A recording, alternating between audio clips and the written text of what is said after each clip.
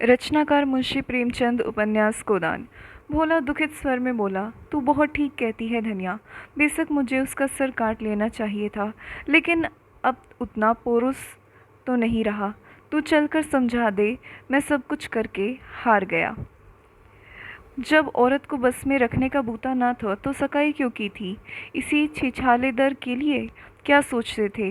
वह आकर तुम्हारे पैर दबाएगी, तुम्हें चिलम भर भर पिलाएगी और जब तुम बीमार पड़ोगे तो तुम्हारी सेवा करेगी। तो ऐसा वही औरत कर सकती है जिसने तुम्हारे साथ जवानी का सुख उठाया हो। मेरी समझ में यही नहीं आता कि तुम उसे देखकर लट्टू कैसे हो गए। कुछ देखभाल तो कर लिया होता कि किस स्वभाव की है, किस रंग ढंग की है। तुम तो भूखे सियार की तरह टूट पड़े। अब तो तुम्हारा धर्म यही है कि गंडासे से उसका सर काट लो। फांसी ही तो पाओगे। फांसी इस छिछालेदर से अच्छी। भोला के खून में कुछ स्फूर्ति आई, बोला, तो तुम्हारी यही सलाह है?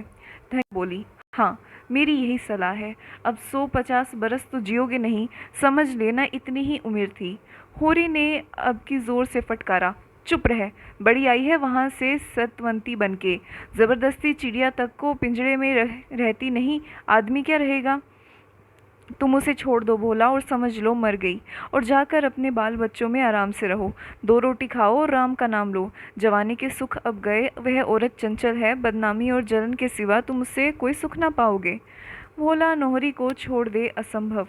नोहरी इस समय भी उसकी ओर रोष भरी आंखों से तरेरती हुई जान पड़ती थी, लेकिन नहीं, भोला अब उसे छोड़ ही देगा।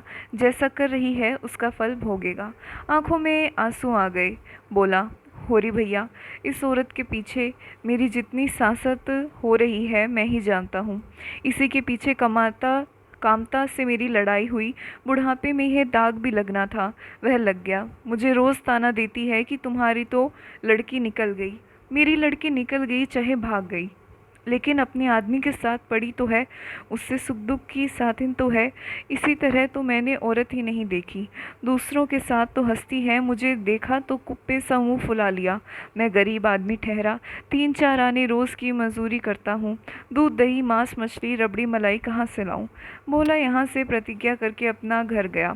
अब बेटों के साथ रहेंगे। बहुत धक्के खा चुके। लेकिन दूसरे दिन प्रातःकाल होरी ने देखा तो भोला दुलारी सहुआइन की दुकान से तंबाकू लिए जा रहे थे। होरी ने पुकारना उचित न समझा। आसक्ति में आदमी अपने बस में नहीं रहता। वहां से आकर धनिया से बोला, भोला तो अभी वहीं है। नोहरी ने सचमुच इन पर कोई जादू कर दिया है। धनिया ने नाक सिकोड़कर कहा, जैसी बेहया वह है वैसी ही बेहया यह है। ऐसे मर्द को तो चुल्लू भर पानी में डूब मरना चाहिए। अब वह सेखी न जाने कहाँ गई। झुनिया यहाँ आई तो उसके पीछे डंडा लिए फिर रहे थे। इज्जत बिगड़ी जाती थी, अब इज्जत नहीं बिगड़ती। होरी को भोला पर दया आ रही थी। बेचारा इस उल्टा के फेरे में पड़कर अपनी जिंदगी बर्बाद किए डालता है। छोड़कर जाए भी तो कैसे? स्त्री को इस तरह छोड़कर जाना क्या सहज है? इस चुड़ैल उसे वहाँ भी तो चैन से न बैठने देगी। कहीं पंचायत करेगी, कहीं रोटी कपड़े का दावा करेगी। अभी तो गांव ही के लोग जानते हैं। किसी को कहते संकोच होता है, कनफुसकियाँ करके ही रह जाते हैं। तब तो दुनिया भी भोला को ही बुरा कहेगी। लोग यही तो कहेंगे कि जब मर्द ने छोड़ दिया तो बेचारी अबला क्या करे।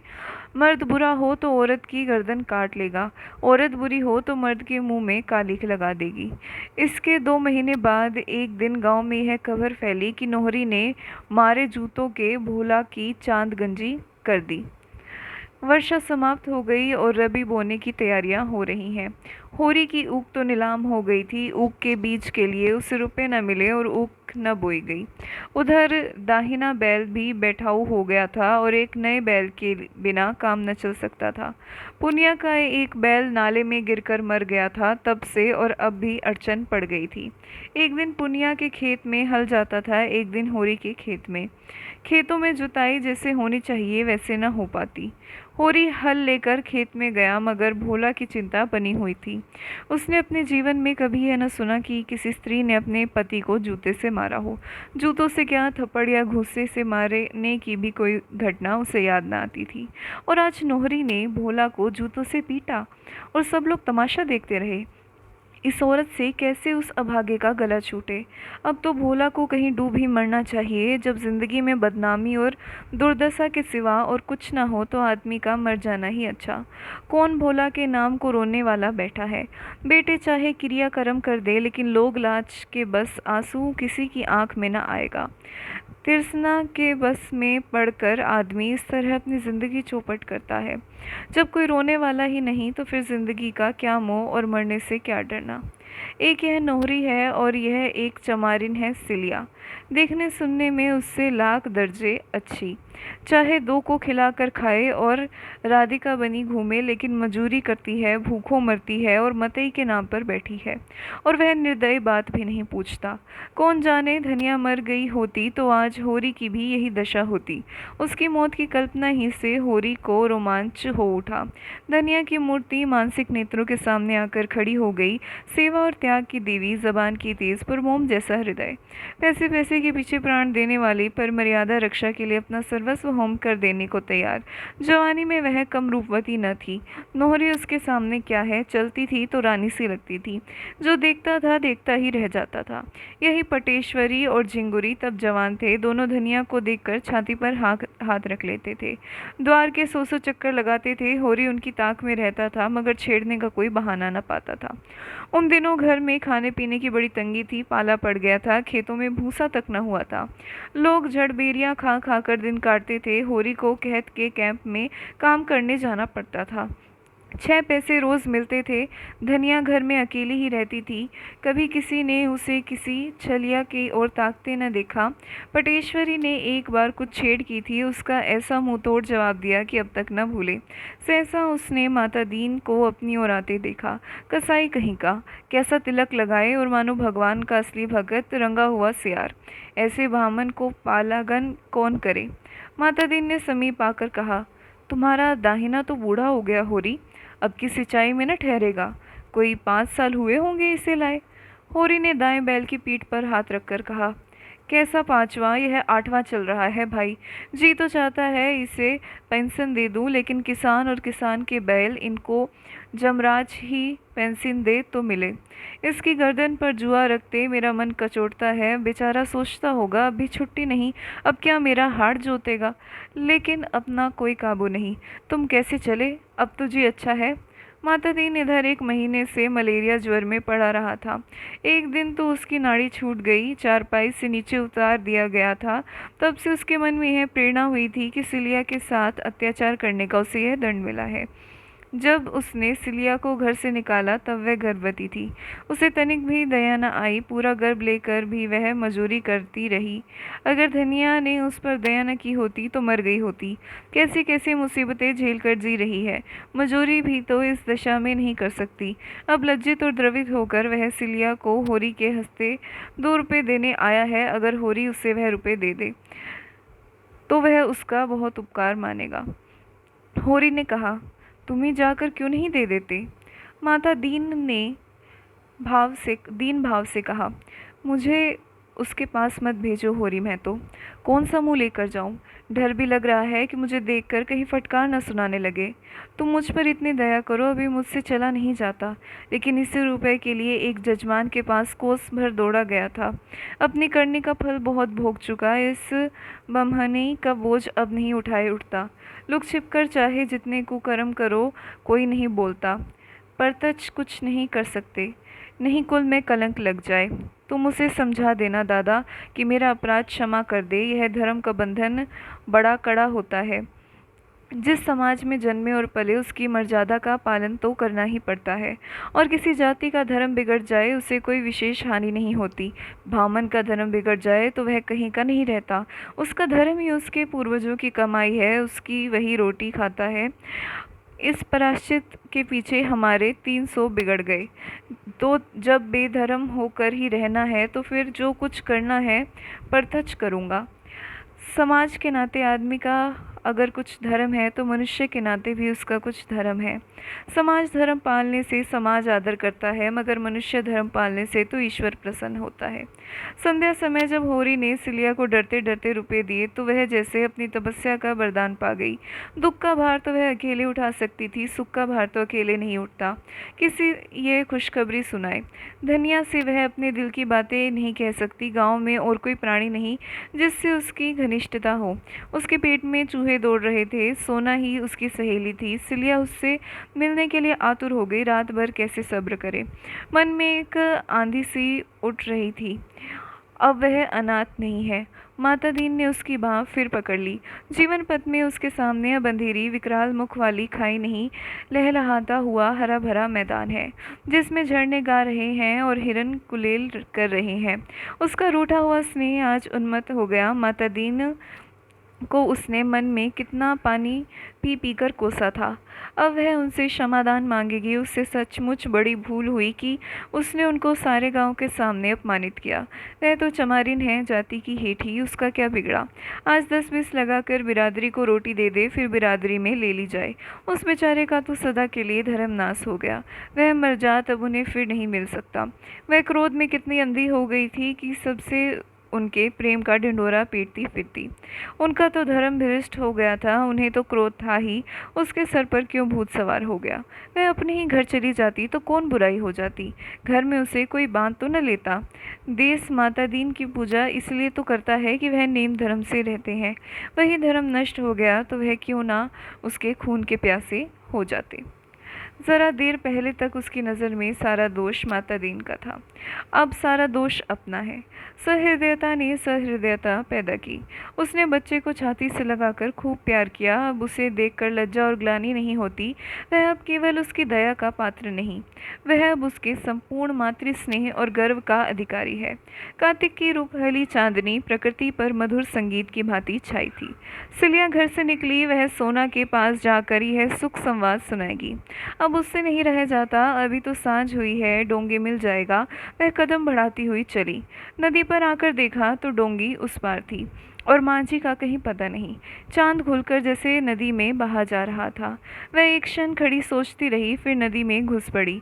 नदी में कुछ ऐसा ज़्यादा पानी तो क्या होगा। उस उल्लास के सागर के सामने वह नदी क्या चीज़ थी।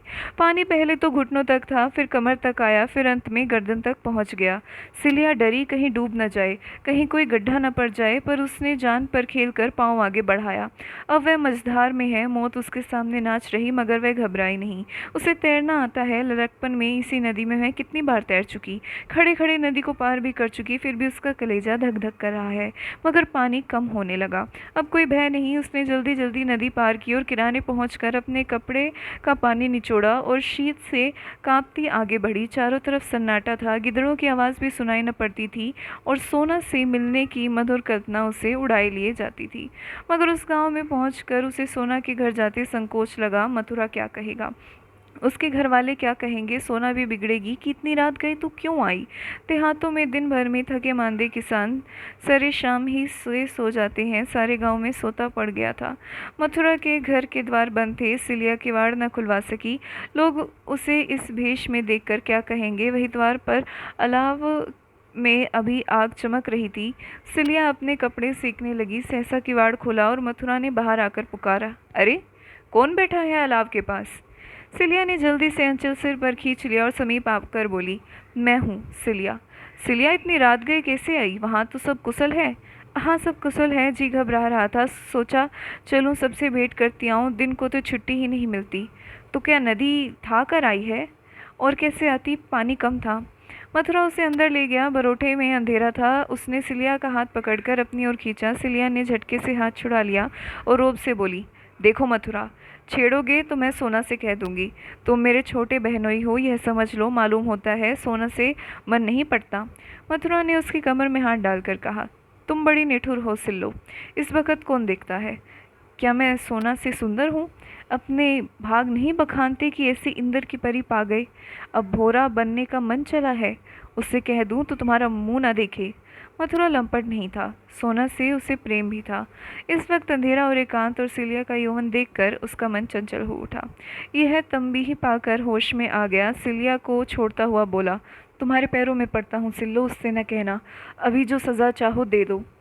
सिल्लो को उस पर दया आ गई, धीरे से उसके मुंह पर चपत जमाकर बोली, इसकी सज़ा यही है कि फिर मुझसे ऐसी शरारत न करना, न और किसी से करना, नहीं सोना तुम्हारे हाथ से निकल जाएगी।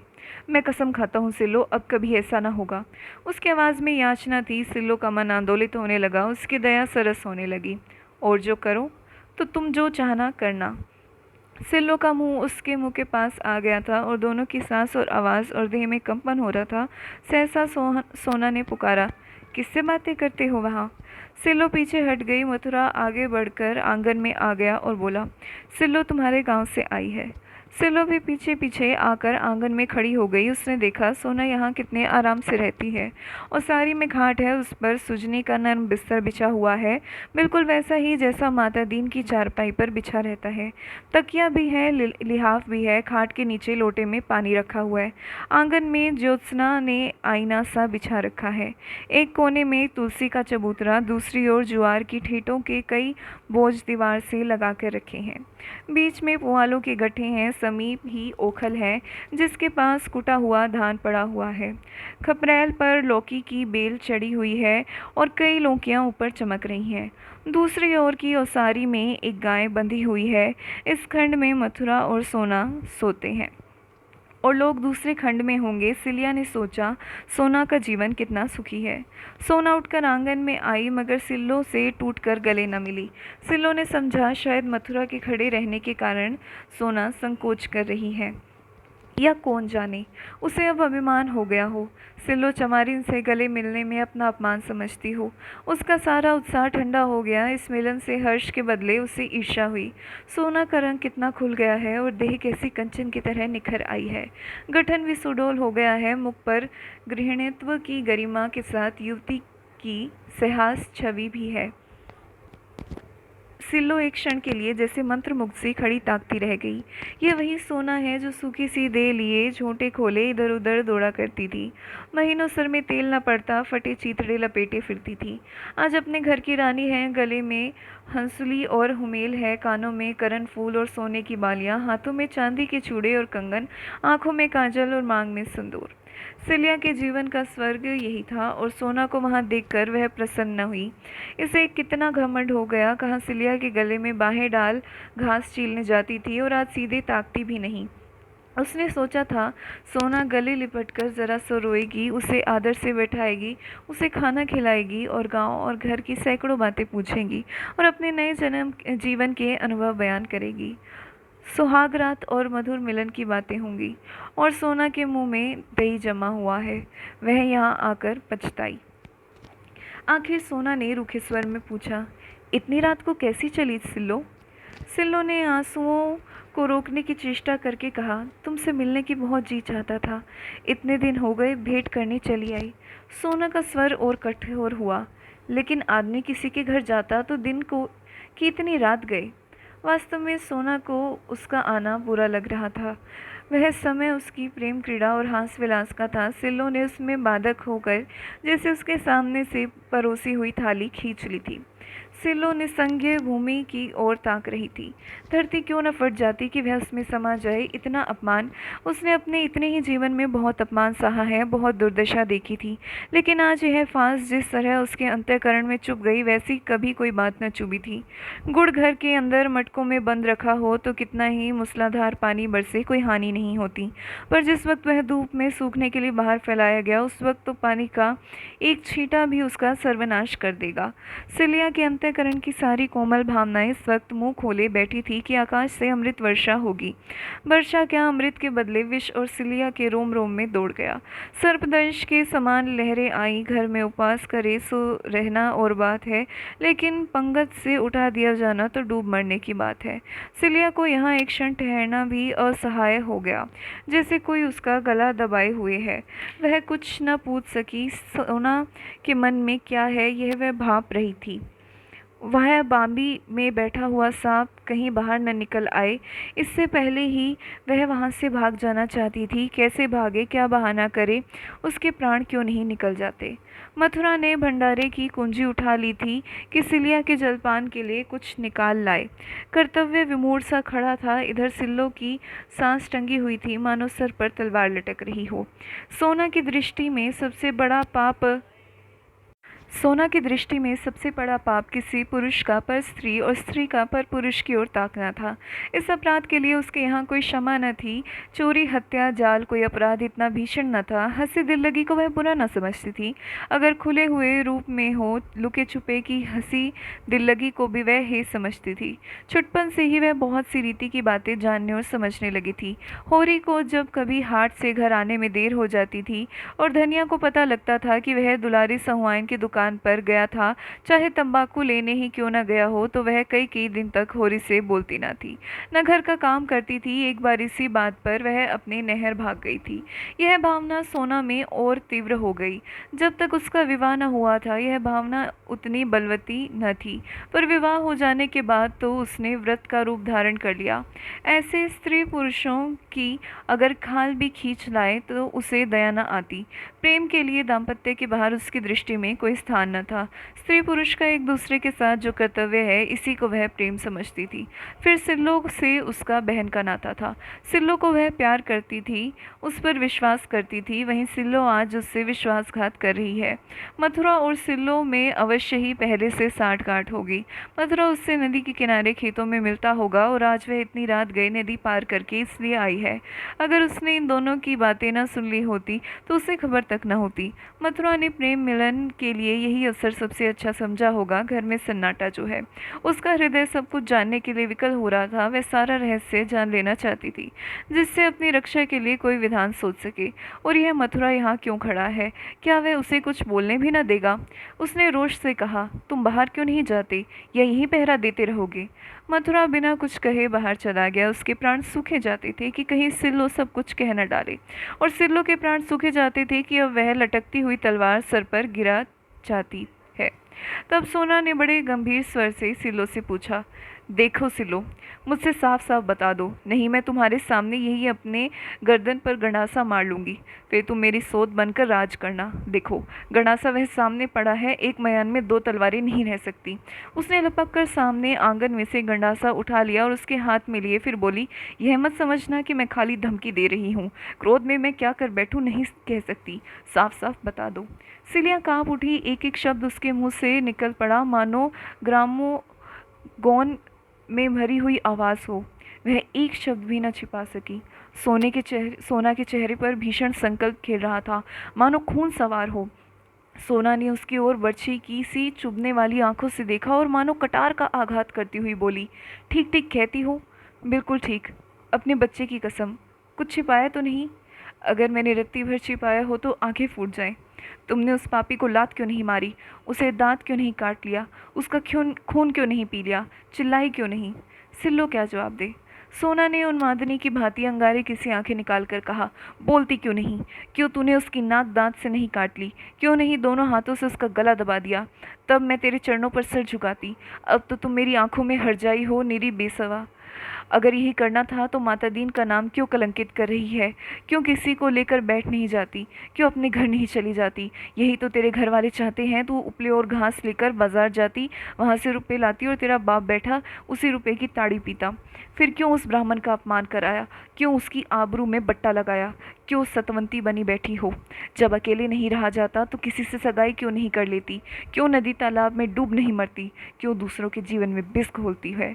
आज मैं तुझसे कह देती हूँ कि अगर इसी तरह की बात फिर हुई और मुझे पता लगा तो तीनों में से एक भी जीते न रहेंगे। बस अब मुंह में कालिक लगा कर जाओ। आज से मेरा और तुम्हारे बीच में कोई नाता नहीं रहा। सिल्लो धीरे से उठी और संभल कर खड़ी हुई। जान पड़ा उसकी कमर टूट गई है। एक क्षण साहस बटोरती रही, किंतु अपनी सफाई में कुछ सूझ न पड़ा। आंखों के सामने अंधेरा था, सर में चक्कर, कण सूख रहा था और सारी देह सुन्न हो गई थी, मानो रोम छिद्रों से प्राण उड़े जा रहे हों। एक एक पग इस तरह रखती हुई मानो सामने गड्ढा है। तब बाहर आई और नदी की ओर चली। द्वार पर मथुरा खड़ा था। बोला, इस वक्त कहाँ जाती हो सिल्लो? सिल्लो ने कोई जवाब न दिया। मथुरा ने भी फिर कुछ न पूछा। वही रुपहली चांदनी अब भी छाई हुई थी। नदी की लहरें अब भी चांद की किरणों में नहा रही थी और सिल्लो विक्षिप्त सी स्वप्न छाया की भांति नदी में चली जा रही थी। भाग 30। मील करीब करीब पूरी तरह जल चुकी, लेकिन उसी मील को फिर से खड़ा करना होगा। मिस्टर खन्ना ने अपनी सारी कोशिशें इसके लिए लगा दी हैं। मजदूरों की हड़ताल जारी है, मगर अब उससे मिल मालिकों की कोई विशेष हानि नहीं।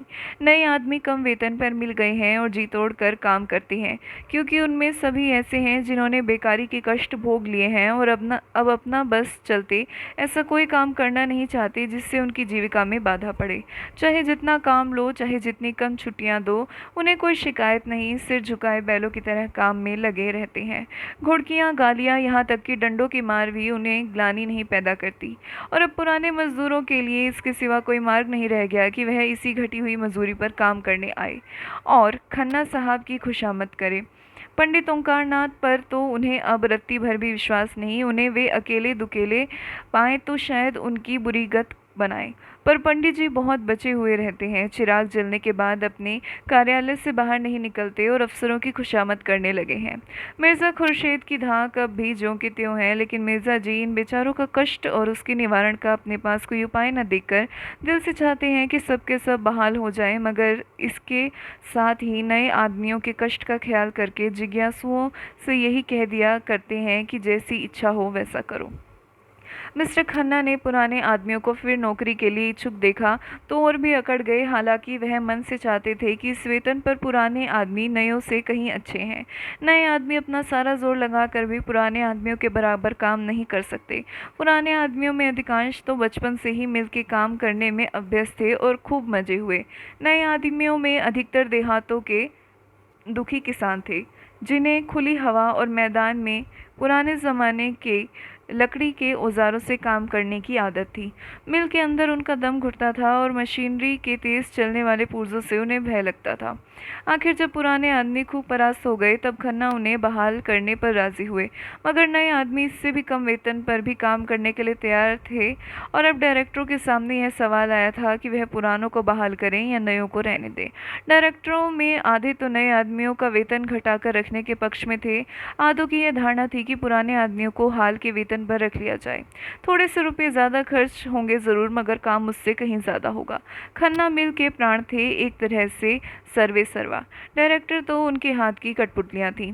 निश्चय खन्ना ही के हाथों में था और वह अपने मित्रों से नहीं शत्रुओं से भी इस विषय में सलाह ले रहे थे। सबसे पहले तो उन्होंने गोविंदी की सलाह ली, जब से मालती की ओर से उन्हें निराश हो गई थी और गोविंदी को मालूम हो गया था कि मेहता जैसे विद्वान और अनुभवी और ज्ञानी आदमी मेरा कितना सम्मान करते हैं और मुझसे किस प्रकार की साधना की आशा रखता है, तब से दंपति में स्नेह फिर जाग उठा था। स्नेह ना कहो, मगर साहचर्य तो था ही। आपस में वह जलन और अशांति न थी, बीच की दीवार टूट गई। मालती के रंग ढंग की भी काया पलट होती जाती थी। मेहता का जीवन अब तक स्वाध्याय और चिंतन में गुजरा था और सब कुछ पढ़ चुकने के बाद और आत्मवाद और अनात्मवाद की खूब छानबीन कर लेने पर वह इसी तत्व पर पहुंचे थे कि प्रकृति और निवृत्ति दोनों के बीच में जो सेवा मार्ग है, चाहे उसे कर्मयोग ही कहो, वह जीवन को सार्थक कर सकता है। वही जीवन को ऊंचा और पवित्र बना सकता है। किसी सर्वज्ञ ईश्वर में उनका विश्वास न था।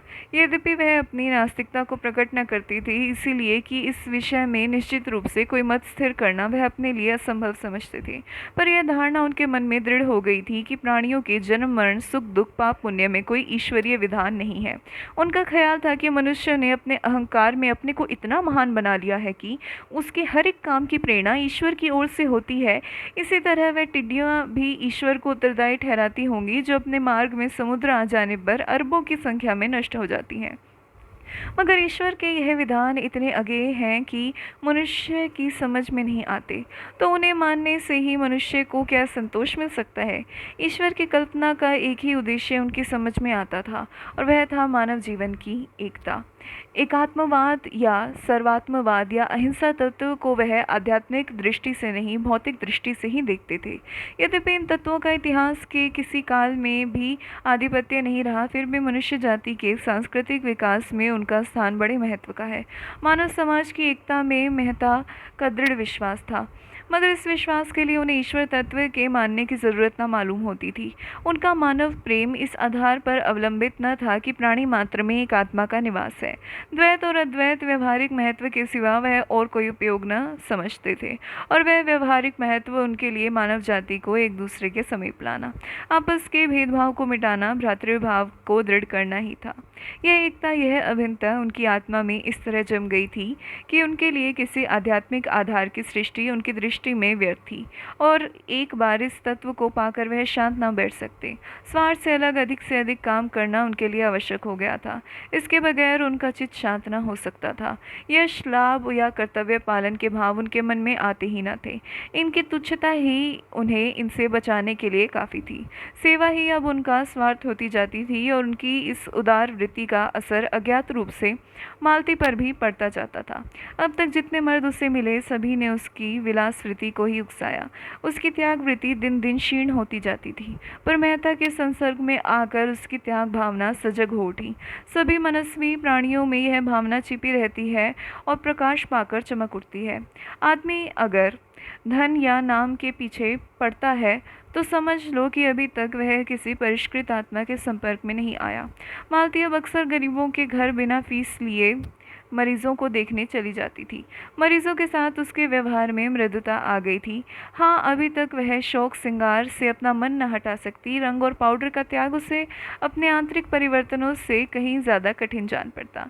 इधर कभी कभी दोनों देहातों की ओर चले जाते और किसानों के साथ 2-4 घंटे रहकर कभी कभी उनसे झोपड़ों में रात काटकर और उन्हीं का सब भोजन करके अपने को धन्य समझते। एक दिन वह सेमरी तक पहुंच गए।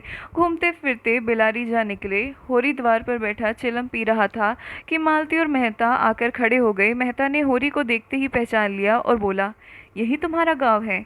याद है हम लोग राय साहब के यहाँ आए थे और तुम धनुष यज्ञ की लीला में माली बने थे? होरी की स्मृति जाग उठी।